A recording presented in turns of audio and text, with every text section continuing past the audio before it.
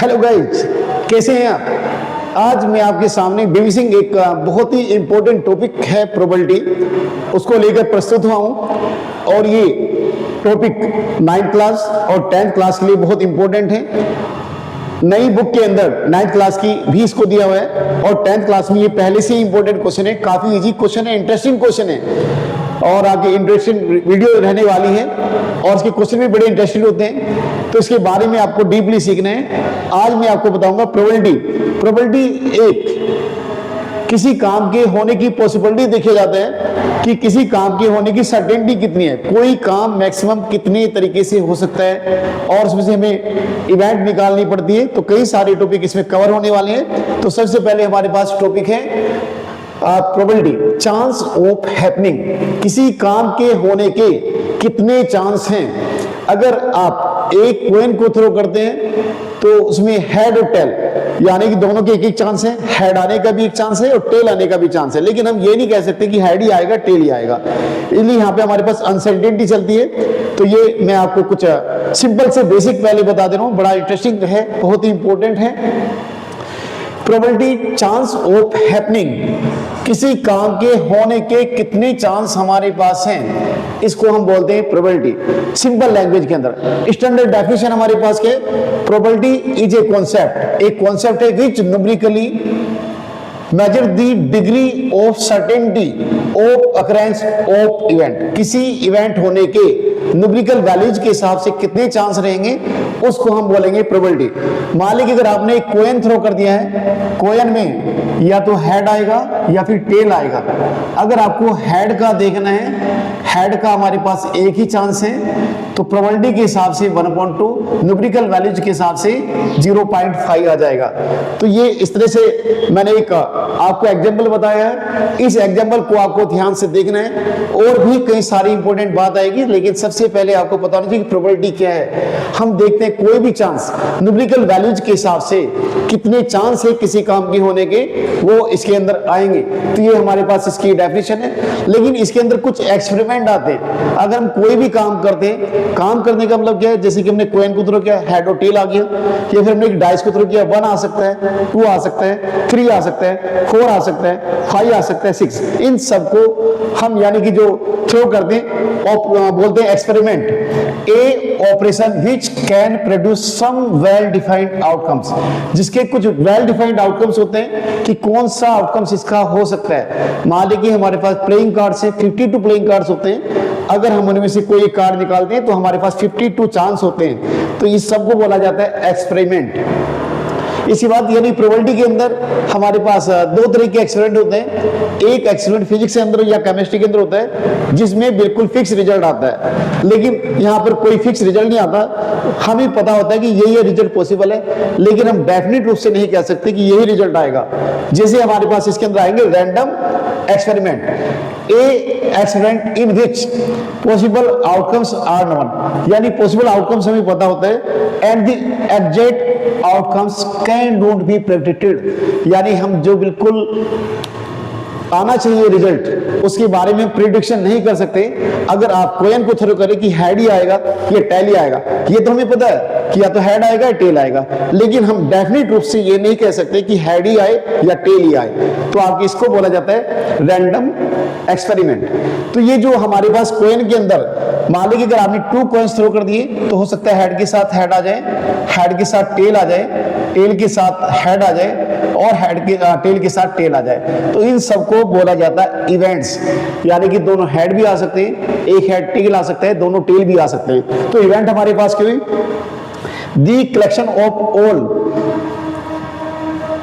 और सम of the possible outcomes, यानी इनको आउटकम्स बोला जाता है। जैसे H के साथ H आ गया, H के साथ T आ गया, T के साथ H आ गया और T के साथ T आ गया, इन सबको बोला जाता है आउटकम्स। यानी कि किसी चीज के जो पॉसिबल आउटकम्स होते हैं या उनमें से हम कुछ आउटकम्स को ले लें, उन सबको इवेंट बोला जाता है। तो प्रोबेबिलिटी सीखने के लिए हमें 2 चीज पर फोकस करना पड़ता है। सबसे पहली इंपॉर्टेंट आती है सैंपल स्पेस।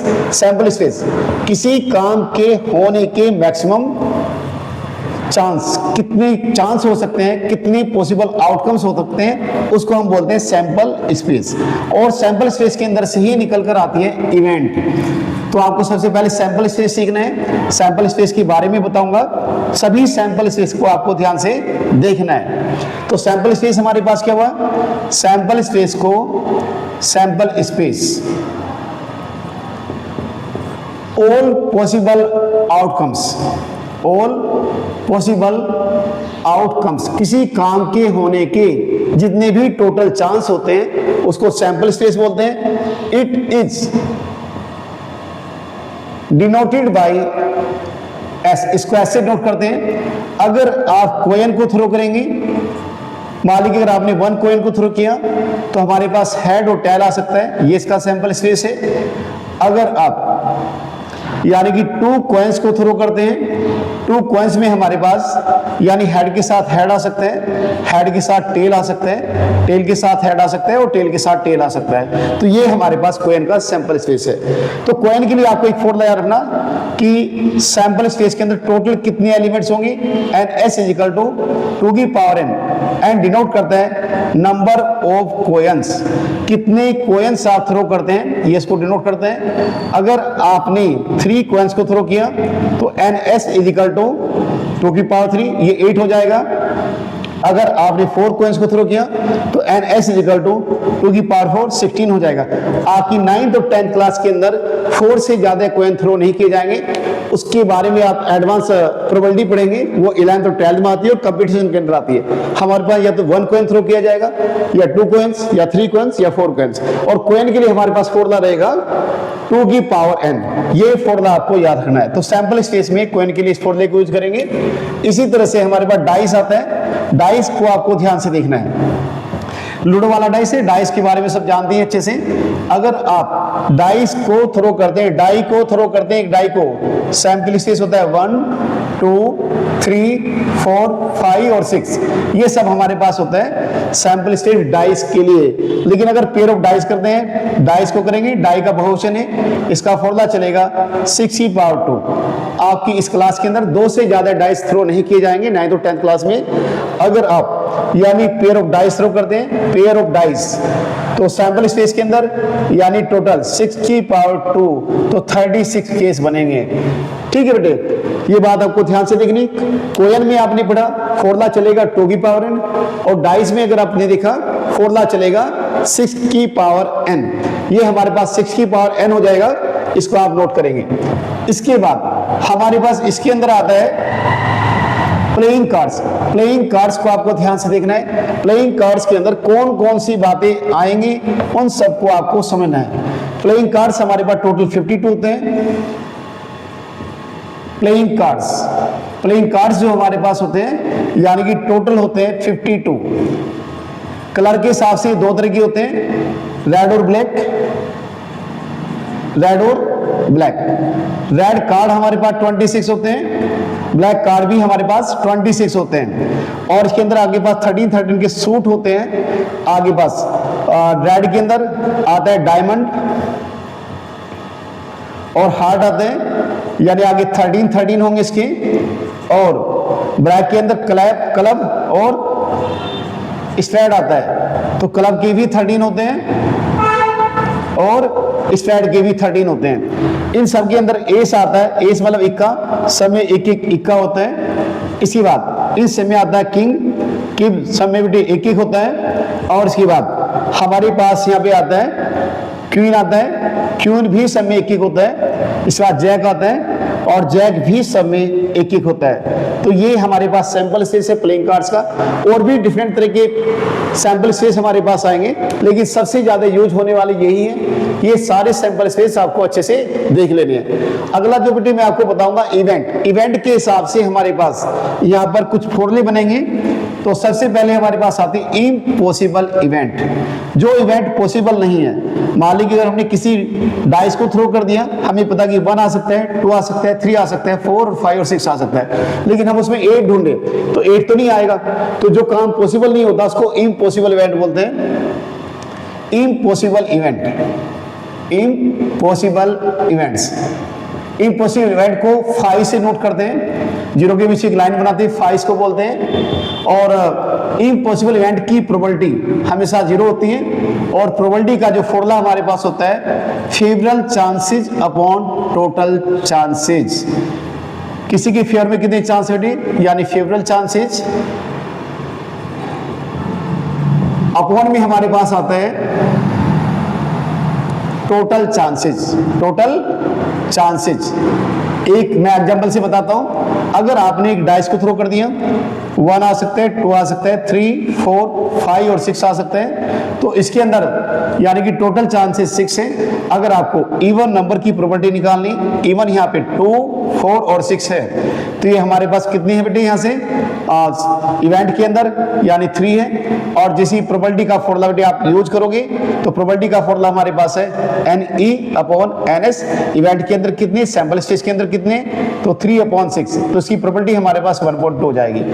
तो ये प्रोबेबिलिटी निकालने का तरीका बताया। प्रोबेबिलिटी का ये क्लासिकल फॉर्मूला होता है, यानी कि जो छोटी क्लास में पढ़ते थे favourable chances upon total chances, लेकिन यहाँ पे पढ़ेंगे NE/NS। और अगर जो काम नहीं होना है उसकी आगे पास प्रोबेबिलिटी जीरो होगी। मान लीजिए मैंने भी बताया कि जैसे हमारे पास एक कोइन है, कोइन हम ले लें, कोइन में क्या होता है बेटी, अगर एक कोइन हमने थ्रो कर दिया हेड और टेल और इसमें कहा कि 2 हेड आए, यानी 2 हेड इसमें पॉसिबल नहीं है, तो ये इम्पॉसिबल हो गया। तो इसलिए इसकी प्रोबेबिलिटी आगे क्या हो जाएगी, जीरो हो जाएगी। जो काम किसी कंडीशन के अंदर नहीं आएगा उसको बोलेंगे इम्पॉसिबल इवेंट, जो काम पॉसिबल नहीं है। मान लीजिए कि कोई गर्ल्स का स्कूल है और गर्ल्स के स्कूल में हम किसी बॉयज को देखते हैं, सर्च करते हैं आगे बस एडिशन के हिसाब से, तो उस स्कूल के अंदर कोई भी बॉयज नहीं हो सकता, तो उसको बोला जाता है इम्पॉसिबल और इसकी प्रोबेबिलिटी जीरो रहेगी। इसके बाद हमारे पास है श्योर और सर्टेन इवेंट। श्योर और सर्टेन इवेंट, अगर आप टोटल डिटेल्स सब कुछ देखना चाहते हैं, आगे से मैं आपको केवल एक वीडियो बना के दे रहा हूं, आप मेरी क्लास ज्वाइन कर सकते हैं और इसमें मैं अपना एक नंबर लिंक कर दूं, आप कांटेक्ट कर सकते हैं। पूरा डीपली अगर आप ऑफलाइन पढ़ना चाहते हैं तो ऑफलाइन भी आपका स्वागत है, वीडियो आपको मिलती रहेगी, ध्यान से इसको आपको देखना है। श्योर और सर्टेन इवेंट, श्योर और सर्टेन इवेंट, सर्टेन इवेंट, इसको सैंपल स्टेज ही बोलते हैं, जो काम 100% होना है। और श्योर इवेंट की प्रोबेबिलिटी 1 होती है। जिससे कि अगर आप एक कोइन को थ्रो कर दें हेड और टेल, आप कहेंगे हेड आ जाए या टेल आ जाए, हमें कोई फर्क नहीं पड़ता, तो हेड टेल तो आना ही है। जो काम 100% होना है उसको श्योर या सर्टेन इवेंट बोलते हैं और इसकी प्रोबेबिलिटी 1 होती है। श्योर इवेंट की प्रोबेबिलिटी 1 होती है। ये प्रोबेबिलिटी आपको अच्छे से याद रखनी। अभी प्रोबेबिलिटी के मैंने जो फॉर्मूले बताए, पहला फॉर्मूला आपने क्या पढ़ा, प्रोबेबिलिटी का फॉर्मूला है favourable chances upon total chances. अगर हमारे पास इम्पॉसिबल इवेंट है उसकी प्रोबेबिलिटी जीरो होगी, और अगर हमारे पास श्योर इवेंट है, श्योर इवेंट की प्रोबेबिलिटी 1 होगी। एक वर्ड यहाँ पे यूज होता है रेंज, यानी प्रोबेबिलिटी मिनिमम कितनी हो सकती है, मैक्सिमम कितनी हो सकती है। एमसीक्यू वाला क्वेश्चन बनता है रेंज ऑफ प्रोबेबिलिटी। प्रोबेबिलिटी की जो रेंज होती है, प्रोबेबिलिटी मिनिमम 0 हो सकती है, मैक्सिमम 1, तो प्रोबेबिलिटी हमेशा 0 से 1 के बीच में लाई करती है, तो इसको बोलते हैं रेंज ऑफ प्रोबेबिलिटी। तो अभी मैंने आपको बताइए आगे बस 4 फॉर्मूले हैं, अभी 2 फॉर्मूले इसमें और आएगा और उसके बारे में अभी बताऊंगा मैं आपको। हमारे पास आती है कंप्लीमेंट्री इवेंट्स। अब कंप्लीमेंट्री इवेंट्स क्या होती है, जो किसी चीज को कंप्लीट करती है उसको उसकी कंप्लीमेंट्री इवेंट्स बोलते हैं। तो कंप्लीमेंट्स का मतलब क्या होगा, इसको आपको देखना है। कंप्लीमेंट्री इवेंट्स, कंप्लीमेंट्री इवेंट्स हमारे पास, अगर हमारे पास एक सैंपल स्टेज है डाइस का 1, 2, 3, 4, 5, 6 और एक इवेंट हमारे पास है, इसमें इवन नंबर है 2, 4, 6। अगर इसका कंप्लीमेंट हमें लेना है, ई के ऊपर डैश लगाएंगे या सी लिखेंगे या नोट ई, तो सैंपल स्पेस में से इसको हटा देंगे, हमारे पास आ गया से 1, 3 और 5। ये हमारे पास इसकी कंप्लीमेंट्री इवेंट है। तो किसी काम के होने की और जो उसका कंप्लीमेंट्री हमारे पास है, उन दोनों की प्रोबेबिलिटी का सम हमेशा 1 रहेगा। ये हमारा 5th वाला फॉर्मूला है। इसके बाद एक फॉर्मूला और बचेगा। आप मेरी वीडियो देखते रहें, मेरे चैनल को सब्सक्राइब करें। और ज्यादा नॉलेज के लिए और एडवांस नॉलेज के लिए मैं आपको और चीजें भी बताऊंगा, लेकिन आज की वीडियो में केवल हम कवर कर रहे हैं इसके बेसिक, इसके फॉर्मूले जो 9th और 10th क्लास में यूज होने हैं, और इन सभी फॉर्मूलों को आपको ध्यान से देखना है। हमारे पास एक इवेंट आती है एलिमेंट्री इवेंट्स, लास्ट इवेंट है यहाँ पे जो 9th 10th क्लास में यूज होगी, एलिमेंट्री और सिंपल इवेंट, एलिमेंट्री और सिंपल इवेंट। एलिमेंट्री या सिंपल इवेंट हमारे पास क्या होती है, अगर आपके पास एक डाइस आपने थ्रो कर दिया, डाइस का सैंपल स्पेस है 1 2 3 4 5 6, इसके जो हर एक पॉइंट हैं, जैसे 1 आ जाए, 2 आ जाए, 3 आ जाए, 4 आ जाए, 5 आ जाए और 6 आ जाए, इन सबको बोलते हैं elementary events. Each point of sample space, each point of sample space is called elementary events, is called elementary events। हर एक पॉइंट को क्या बोलते हैं, elementary events बोलते हैं। यानी सम ऑफ प्रोबेबिलिटीज, यहां पे एक फॉर्मूला बनेगा, sum of probabilities of all elementary events, all elementary events is 1। तो ये हमारे 9th और 10th क्लास में यूज होने वाले फॉर्मूले हैं, केवल 6 फॉर्मूले हैं। सैंपल स्पेस आपको याद करना है और इवेंट्स को आपको याद करना है। अगली वीडियो में मैं आपके पास बोर्ड एग्जाम में काफी सारे क्वेश्चन कवर करूंगा। मैं फिर दोबारा से आपके करूँ, आप मेरे चैनल को सब्सक्राइब करें, जिससे कि ज्यादा से ज्यादा वैल्यूएबल वीडियो आपसे पहुंच सके, ज्यादा से ज्यादा इंपॉर्टेंट बातें आपको पता लगे, बोर्ड की अपडेट्स पता लग सकें आपको। Thank you for watching my video.